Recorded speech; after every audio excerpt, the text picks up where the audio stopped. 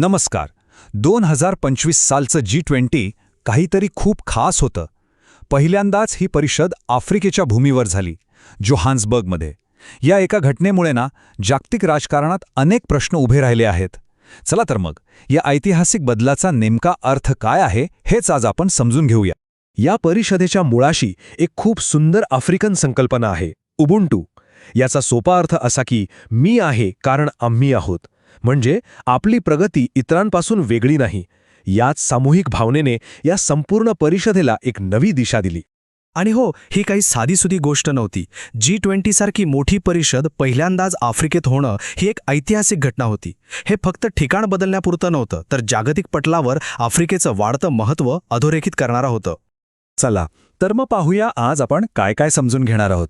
सगळ्यात आधी आफ्रिकेतल्या या पहिल्या G20चं महत्त्व काय होतं, मग जोहान्सबर्ग घोषणापत्रात नक्की काय ठरलं, G20 एवढं महत्त्वाचं का आहे, आणि आज या गटासमोर कोणती आव्हानं आहेत, आणि सर्वात शेवटी जागतिक नेतृत्वाचं भविष्य कसं असेल. सुरुवात करूया पहिल्या मुद्द्यापासून. आफ्रिकेची पहिली G20 परिषद ही केवळ एक बैठक नव्हती, तर एक मोठं विधान होतं. या परिषदेमुळे संपूर्ण आफ्रिका खंड जगाच्या केंद्रस्थानी आला. आता परत एकदा उबुंटू या शब्दाकडे येऊया.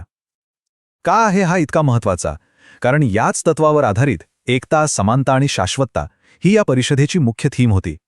संदेश अगदी स्पष्ट होता: जगाची प्रगती सगळ्यांना सोबत घेतल्याशिवाय शक्य नाही. बरं, मग एवढ्या मोठ्या परिषदेत फक्त गप्पाच झाल्या की काही ठोस निर्णय पण झाले? चला, आता जोहान्सबर्ग घोषणापत्रातल्या काही महत्त्वाच्या प्रतिज्ञा, योजना आणि वचनांवर एक नजर टाकूया. हे जे घोषणापत्र आहे ते 5 मुख्य स्तंभांवर उभं आहे. 1. देशांवरचं कर्ज स्थिर करणं. 2. जागतिक संकटांना तोंड देण्याची क्षमता वाढवणं. 3. स्वच्छ ऊर्जेकडे वेगाने जाणं. 4. भविष्यासाठी आवश्यक खनिजं सुरक्षित करणं. आणि 5. तरुण आणि महिलांना सक्षम बनवणं. आता एक आकडा ऐका: 30 कोटी. हो, वर्ल्ड बँक आणि आफ्रिकन डेव्हलपमेंट बँकेने मिळून मिशन 300 सुरू केलंय. याचं ध्येय आहे 2030 पर्यंत आफ्रिकेतल्या 30 कोटी लोकांपर्यंत वीज पोचवणं. केवढं मोठं लक्ष आहे, नाही का? आता तरुणांबद्दल बोलूया. त्यांच्यासाठी एक खूप महत्त्वाचं लक्ष ठेवलं गेलं आहे, नेल्सन मंडेला बे टार्गेट. यानुसार जे तरुण शिक्षण घेत नाहीत, नोकरी करत नाहीत किंवा कोणतंही प्रशिक्षण घेत नाहीत, त्यांची संख्या 2030 पर्यंत 5% कमी करायची आहे. आणि फक्त तरुणच नाही, तर महिला सक्षमीकरणासाठी सुद्धा एक मोठं पाऊल उचललं गेलं. सुधारित ब्रिस्बेन एथिक्विनी ध्येयानुसार 2030 पर्यंत नोकरीच्या ठिकाणी स्त्री-पुरुष यांच्यातली दरी 25% कमी करण्याचं वचन देण्यात आलंय. आता एक खूप महत्त्वाचा विषय, क्रिटिकल मिनरल्स. म्हणजे काय, तर अशी खनिजं जी भविष्यासाठी, जसं की इलेक्ट्रिक गाड्या आणि मोबाईलसाठी अत्यंत आवश्यक आहेत. ह्यासाठी एक नवीन फ्रेमवर्क बनवण्यात आला आहे. याचा उद्देश आहे की ह्या खनिजांचा पुरवठा तर सुरळीत राहावा, पण त्याचबरोबर ज्या देशांमध्ये ही खनिजं सापडतात त्यांच्या हक्कांचंही संरक्षण व्हावं. पण थांबा, G20 इतकं महत्त्वाचं आहेच का? याला जगाची इकॉनॉमिक स्टिअरिंग कमिटी म्हणजे आर्थिक सुकाणू समिती का म्हणतात? चला हे समजून घेऊ. हे समजून घेण्यासाठी ही तुलना बघा, खूप इंटरेस्टिंग आहे. एका बाजूला आहे G7 म्हणजे श्रीमंत आणि प्रगत देशांचा गट. दुसऱ्या बाजूला आहे ब्रिक्स म्हणजे वेगाने वाढणाऱ्या अर्थव्यवस्था. आणि G20 या दोन्हींना जोडणारा एक पूल आहे. म्हणूनच G20च्या निर्णयांना जगभरात इतकी मान्यता मिळते. म्हणजे G20 काय काय करतं?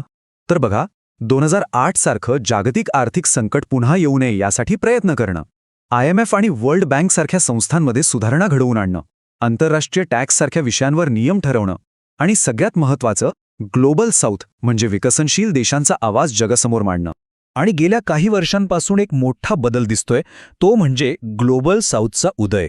सलग 4 वर्ष बघा, इंडोनेशिया, भारत, ब्राझील आणि आता दक्षिण आफ्रिका G20चं अध्यक्षपद या देशांकडे आल्यामुळे विकासाचे मुद्दे अजेंड्यावर आले आहेत. सगळं काही छान वाटतंय, बरोबर. पण थांबा, G20चा मार्ग अजिबात सोपा नाहीये.